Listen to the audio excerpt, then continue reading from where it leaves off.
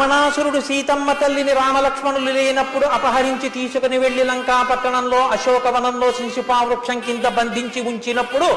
హనుమ వెళ్లి అమ్మా నిన్ను తీసుకెళ్లి నేను మళ్ళీ రామచంద్రమూర్తి యొక్క పాదార విందముల యందు సమర్పించి కృతకృత్యుడనవుతాను తల్లి వచ్చిన భుజాల మీద కూర్చో అని అడిగినప్పుడు సీతమ్మ తల్లి ఎగిరి గంతేసి ఆయన భుజముల మీద కూర్చుని వెళ్లిపోయి ఉండి ఉంటే రాముడి కీర్తి ఇవాళ ఇలా ఉండి ఉండేదా మనం రామాయణం చెప్పుకుని ఉండేవారు.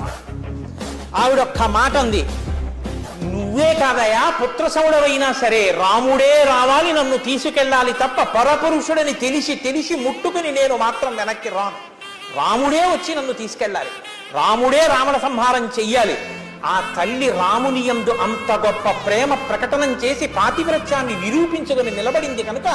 ఇప్పటికీ లోకంలో ఓర్పు అంటే మా అమ్మ సీతమ్మే, మాట అంటే మా అమ్మ సీతమ్మే, చిరునవ్వు అంటే మా అమ్మ సీతమ్మే, లావణ్యం అంటే మా అమ్మ సీతమ్మే,